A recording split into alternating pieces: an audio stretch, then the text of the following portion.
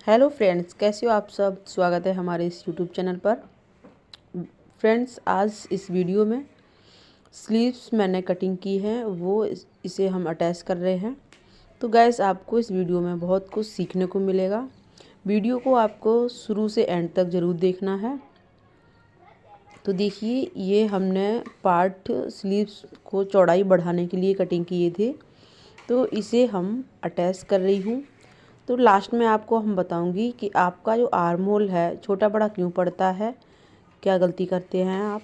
और हम इस वीडियो में स्लीव्स अटैच करने का सही तरीका बताएंगे, और जैसे हम फोल्ड करते हैं वो कैसे करते हैं वो भी सीखने को मिलेगा। तो बने रहना दोस्तों। तो देखिए किस तरह से हमने इस पार्ट को रखे हुए हैं, और इसी तरह से सिंपल तरीके से हमने किनार को अटैच कर लिया है।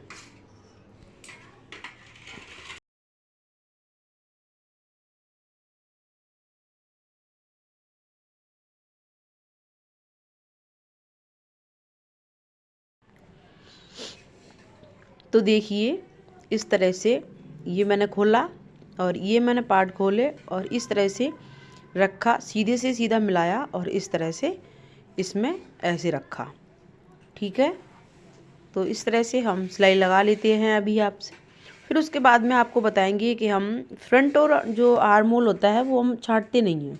अगर हम इस तरह से स्लीव्स अटैच करते हैं, जोड़ वाली बाजू बनाते हैं, तो फ्रंट जो आर्म होल होता है वो नहीं छांटते हैं, वो हम बाद में ही छांटते हैं। क्योंकि जब हम स्लीव ये वाला जो जोड़ होता है वो अटैच करते हैं तो छोटा बड़ा पड़ जाता है। बहुत कारण होते हैं, फिटिंग सही नहीं आती है बाजू की, गुलाई वगैरह जो भी होता है।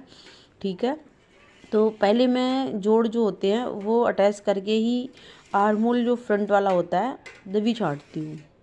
तो इस तरह से हमने दोनों साइड में इसको अटैच कर लिया है, और इस तरह से अब इस पर हम प्रेस लगा लेंगे, इंटरलॉक कर लेंगे, फिर आपको हम बताएंगे। तो देखिए ये मैंने तैयार कर ली है। अब हम फ्रंट आर्म होल को इस तरह से छांट रहे हैं। तो देखिए फ्रंट आर्म होल को हमने कैसे छाटा है, जैसे ही हमने सूट को छाटा था उतना ही हमें इसमें बाजू में गहराई देना है। तो यहाँ पर हम बाजू की लेंथ ले रहे हैं 19 इंच। जितनी भी लेंथ है वहाँ पे हमने निशान लगा लिया है, और ये मैंने कट लगा लिया है। तो देखिए इस तरह से हमने कट लगाया है। अब जो मैंने कट लगाया है वो कट से कट मिला कर के ही हम फोल्ड करेंगे। जैसे हमने इस साइड कट किया था वहीं से फोल्ड कर लिया, तो कपड़ा क्या होता है, इक्वल फोल्ड होता है। जैसे किनार जो होती है वो एकदम सीधी होती है, कभी भी तिरछी नहीं होती है। कारण बहुत बहुत भी होता है, वो भी आपको अभी हम बताने वाले हैं।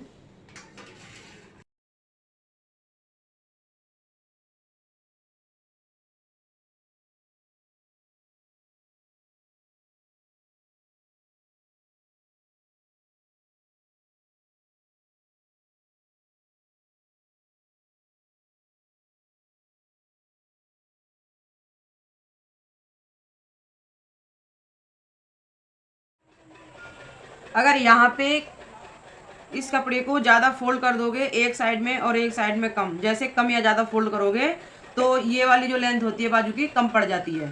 तो जैसे अब हम बताएं आपको, ये वाला अगर हम ज़्यादा दबा देते हैं ऐसे, तो ये देखिए ये इस तरह से आ जाता है। तो ये इसमें भी गहराई आ जाती है और ये ऐसे भी आता है।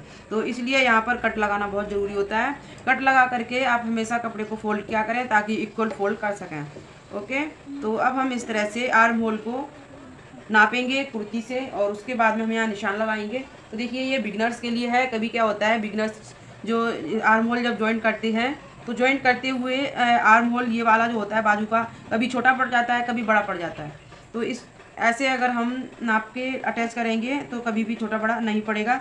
यदि आपका तब भी छोटा बड़ा पड़ रहा है तो आप कटिंग में गड़बड़ करते हैं। ठीक है, इस तरह से मैंने निशान लगा लिया है। अब यहाँ हम बॉटम जितना होगा बाजू का बॉटम उसका हम निशान लगा लेंगे ऐसे। ये हो गया है 4.5 इंच। तो यहाँ पर हम इस तरह से अभी आपको हम स्लीव अटैच करके दिखाएंगे।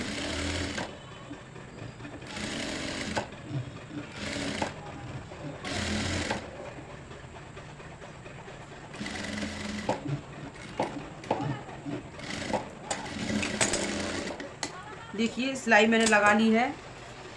आप जब भी सिलाई लगाएं ध्यान रखें सिलाई हमेशा 2 लगानी चाहिए, एक थोड़ी सी बाहर को, एक फिटिंग वाली। कभी आपको ढीली करनी पड़ जाए तो आप अंदर वाली सिलाई आप आसानी से खोल सकें। लगभग 2 पैर का मार्जिन रखना है। देखिए स्लीव्स को मैंने इस तरह से सिल लिया है। अब इसे हम सीधा कर लेंगे ऐसे।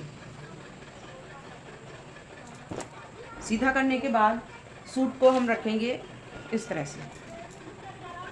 जिस साइड में फ्रंट आर्म होल होता है वो फ्रंट आर्म होल हम फ्रंट की तरफ रखेंगे। तो इस तरह से हम इसमें स्लीव्स को अंदर कर देंगे। फिर उसके बाद में यहाँ पर ये वाला जो सिलाई होती है और ये वाली सिलाई मिलाएंगे ऐसे। फिर उसके बाद में हम इस तरह से अंदर ही इसके ऐसे कर लेंगे बस। और स्लीव्स को हम यहीं से हम इसको अटैच करना शुरू करेंगे। तो यहाँ पर हमने इस तरह से ये वाली सिलाई और ये बाजू की सिलाई मैंने मिला ली है इस तरह से। तो देखिए सिलाई को हम इस तरह से स्टार्ट करेंगे यहाँ से। यह जो मार्जिन है इसको हम इस तरह से फोल्ड कर देंगे। फोल्ड कर दिया, इसी तरह से हम नीचे वाला भी मार्जिन फोल्ड कर लेंगे। फोल्ड करना ज़रूरी होता है, अगर आप फोल्ड नहीं करेंगे तो आपकी स्लीव्स जो है सही अटैच नहीं होगी और इस तरह से स्टिच नहीं होता है। ठीक है, तो इसी तरह से हम यहाँ पर देखिए फिनिशिंग लाने के लिए ये जो कपड़ा है इस साइड वाला, जितना मार्जिन हम इस साइड छोड़ रहे हैं इतना ही हमें पूरी स्लीव्स में राउंड में हमें छोड़ना है। अगर आपको सही से बाजू को फिटिंग करना है तो ये वाली जो मार्जिन है बैक वाली, तो इसे हम बैक साइड में ही रख देते हैं इस तरह से। ये जो कपड़े का जो मार्जिन होता है जो शोल्डर अटैच करते हैं इसको हम बैक एरिया में ही उस साइड में फोल्ड करके उसके बाद में अटैच करते हैं स्लीव्स को। समझ रहे होंगे आप। तो देखिए इस तरह से। कभी कभी क्या होता है कि जैसे हम स्लीव्स को जब हम नाप के ही निशान लगाते हैं तब भी स्लीव की जो गोलाई होती है कभी छोटी या बड़ी पड़ती है। तो उसमें गलती यही होती है आपसे कि आप जब भी कटिंग करते हैं तो आप स्लीव्स की कटिंग सही नहीं करते हैं। तो देखिए स्लीव्स इसमें मैंने अटैच कर ली है इस तरह से। ठीक है, तो दोस्तों आज की वीडियो में सीखा कि जॉइंट वाली बाजू हमें किस तरह से पहले जॉइंट करनी पड़ती है, फिर उसके बाद में उसके हम आर्म होल को छांटते हैं, फिर उसके बाद में हम स्लीव्स कैसे अटैच करते हैं। तो इसमें आपको ये भी सीखने को मिला कि हमें स्लीव्स कैसे अटैच की जाती है और साथ में ही आर्म होल जो छोटा बड़ा पड़ता है वो किन कार्ड से पड़ता है। ठीक है, तो आज की वीडियो में इतना ही। हम मिलते हैं आपसे नेक्स्ट वीडियो में। Thank you.